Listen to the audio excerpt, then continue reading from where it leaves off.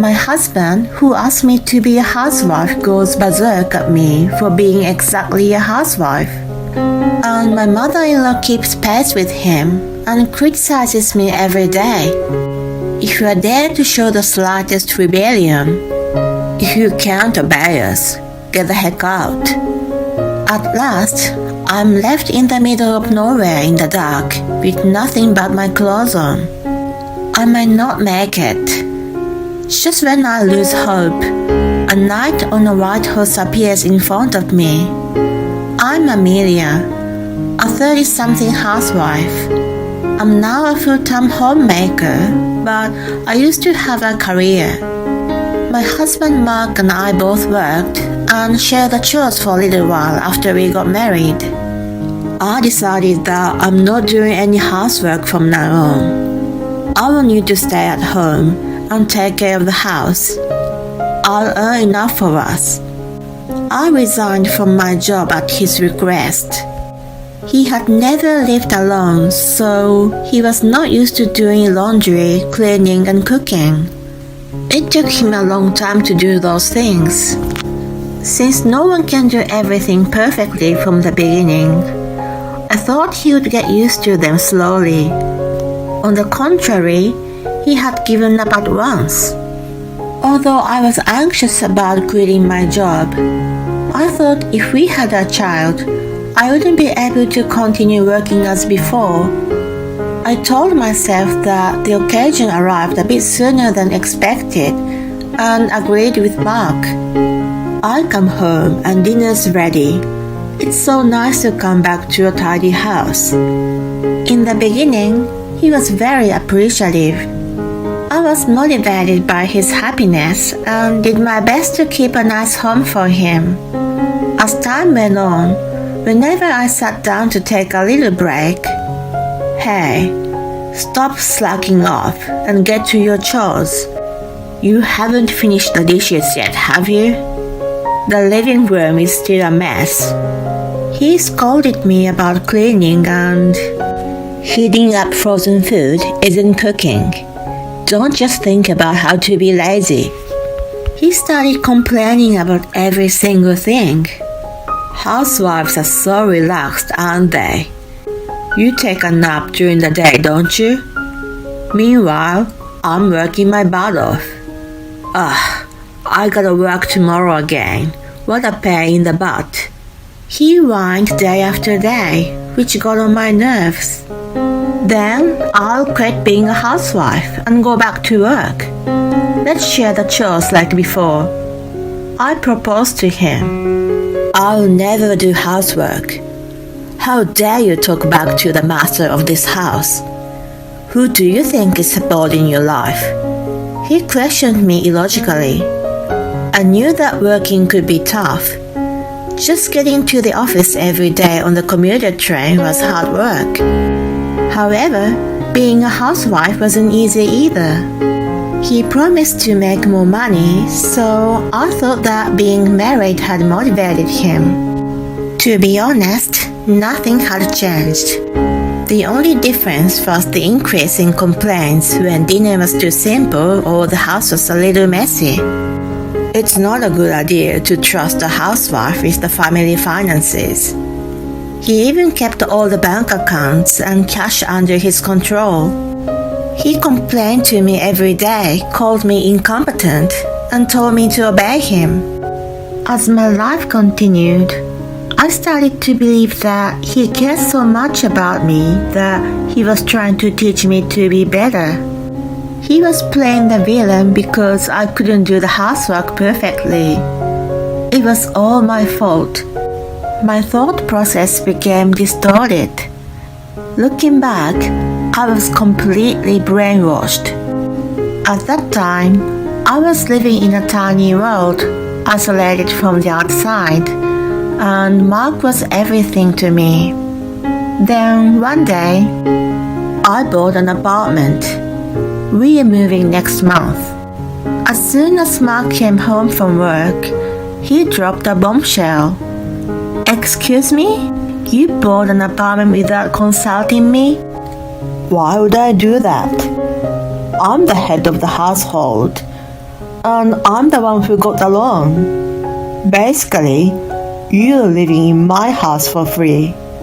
While I struggled to understand the situation, he continued, my mom will be moving in with us.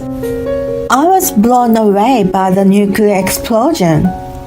I could not stand my mother-in-law Beth. She lived far away, so I saw her only a couple of times a year. In those short visits, she tormented me with 4 years' worth of harassment. Whenever we were alone, she even spoke to me in a way that degraded me. I lost her. Mark told me before we got married, my mom has a harsh tongue. She must be lonely since my dad passed away and doesn't have any bad intentions. You don't have to see her so often. I'm sorry to put you through this. Even after we get married, you don't have to deal with her any more than now. We'll never have to live with her, but I only ask you to visit her with me occasionally. That was why I had been putting up with her for a while. Wait a minute, didn't you say we'll never have to live with her? I protested, but he was having none of it. Circumstances have changed, so just do as I say. He became furious.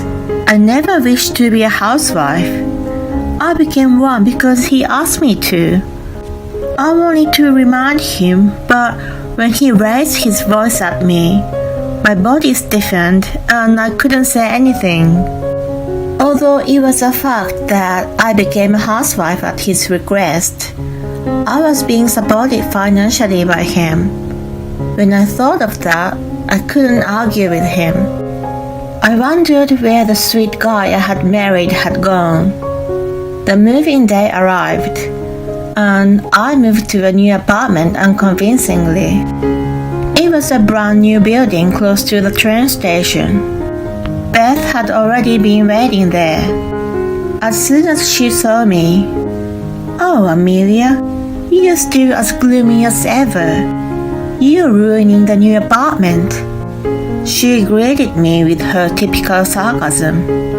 Mark didn't even intervene, but just said, "We're going out for lunch, so you'd better get to unpacking. And you're not allowed to turn on the heater until we come back." They left me with piles of boxes. I shivered in the cold as I frantically unpacked them. Obviously, I couldn't finish within an hour or two while they were out. They saw that the apartment was almost the same as when they left. "You really are useless, aren't you?" It's so frustrating that I have to live with such a clumsy person from now on. They laughed, making fun of me. After that, my life was hell. Beth always criticized everything I did. When I cleaned the room, "You sweep a square room round and round. The corners still got full of dust. That's what happens when you don't pay attention." She then deliberately vacuumed the room again. When I cooked a meal, "Your food is disgusting. I feel sorry for my son who's been forced to eat it. I'll make it again." She threw the food in a bin. When Mark came home, she reported a million lies about me neglecting the housework, how much she'd been struggling, and so on. Amelia threw all her responsibilities to me and did nothing again. Not only that, she complained about my cooking and yelled at me. I was frightened. She acted like a tragic heroine. Her eyes were moist and she sounded like she was about to cry. Mark believed her lies and got enraged. "What have you done to my mom?" He threw the remote control, which hit the wall and made a dent. I don't remember saying such a thing to her. It's her who complained about my cooking. I retorted desperately. I was shaking, but I could not remain silent. Liar, she's lying, Beth tearfully pleaded. I know, Mom. He rubbed her back and glared at me. You made her cry. Who do you think is supporting you to be a housewife? I had enough. He grabbed my arm and dragged me out of the apartment. I was wearing my sandals and almost fell being pulled by him. Then he ordered me to get in the car and forced me into the passenger seat. There was Beth with a giddy look in the back seat. He started the car. I asked him where we were headed, which was ignored. We drove through the center and got farther and farther away from the town. We drove for about an hour and came to the densely wooded area in the dark. Suddenly, the car stopped. Get out. What? I couldn't understand what he meant. I'm telling you to get out of the car. Why here? Shut up. If you can't obey us, get lost. Don't come back to us. Don't tell me you're going to leave me in the middle of nowhere at this hour. I desperately grabbed the seatbelt, but he forcefully threw me out of the car. Wait! Don't leave me here. I shouted desperately while they watched me from inside the car with smirks. Then they drove off. I ran after the car frantically, but it was out of sight in no time. It was a pitch-dark dirt road lined by dense forest on either side without street lights, lit only by moonlight. I didn't have my phone with me, so I wanted to get to where there were people quickly. I rushed in the direction I just came from. It was hard to walk with my sandals, which kept slipping off my feet, causing me to trip. It was freezing too. I kept walking, but after several trips and falls, I finally stopped moving. My teeth chattered and my limbs lost sensation.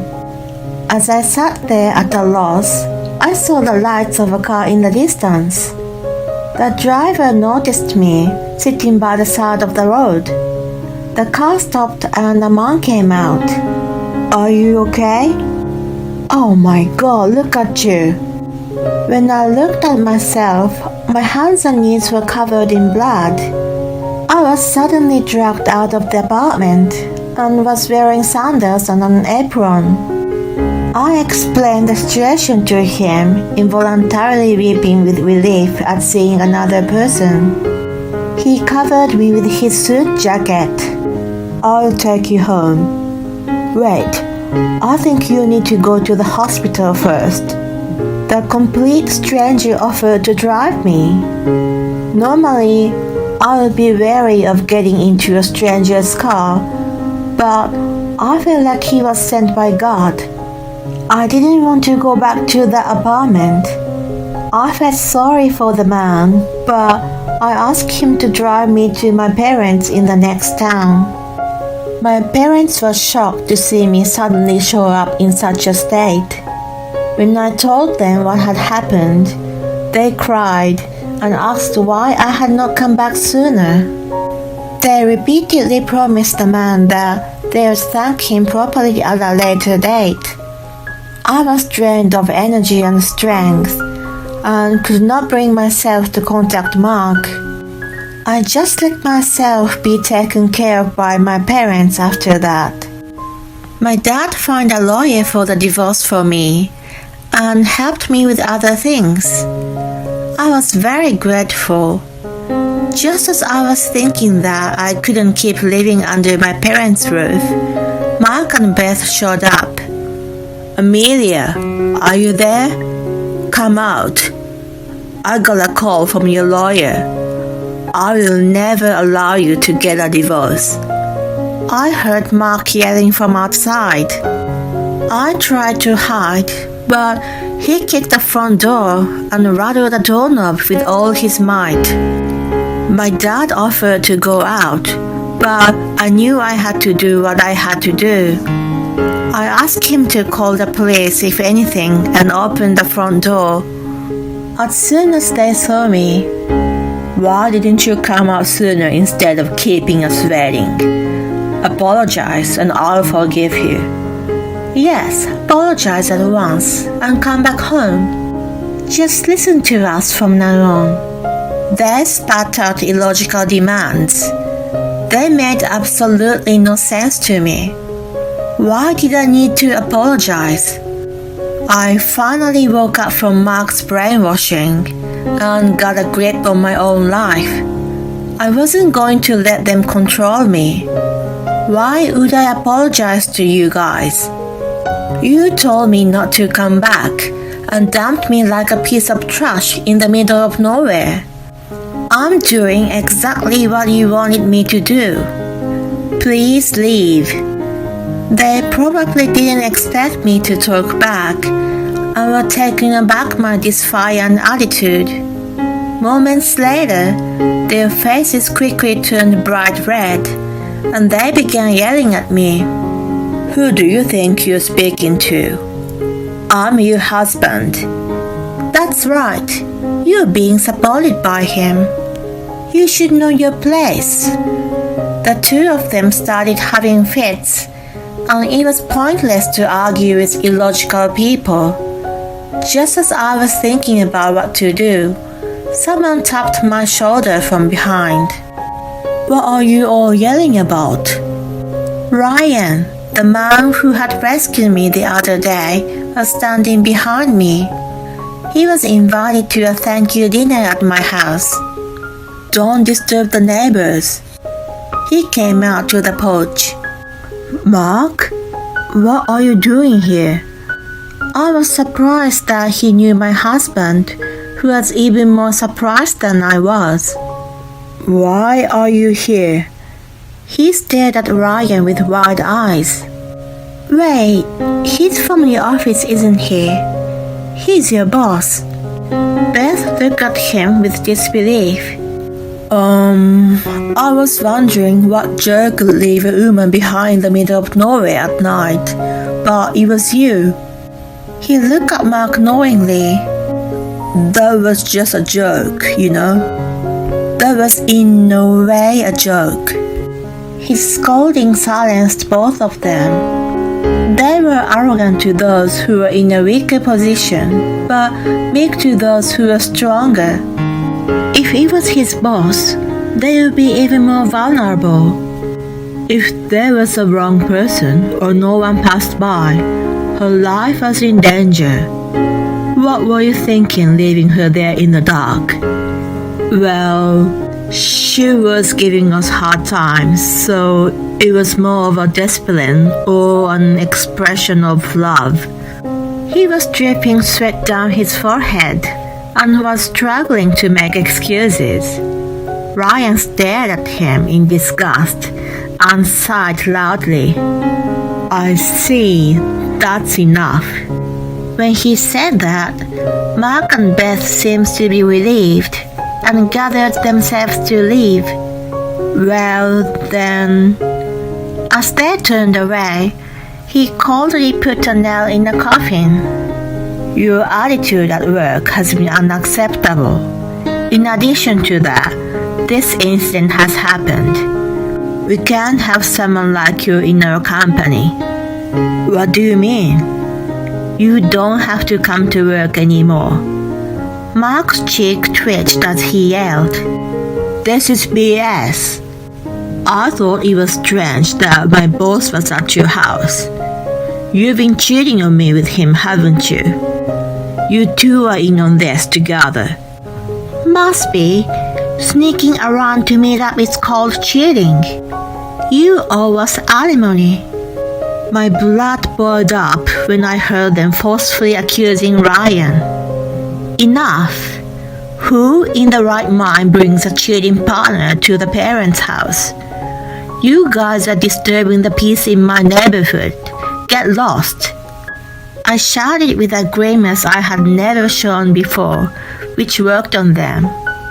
They spat out, "Don't you forget this." and left. I didn't need to be told that I wasn't going to forget the way they abused me and the distorted grins they looked down at me with. I was going to remember it all for sure. Wow, what a rumbling voice. You did it. He cracked up, clapping his hands. I smiled shyly with a mixture of embarrassment and happiness, an indescribable emotion. We have kept in touch since then. Mark never had to report to work and left the company voluntarily without giving notice.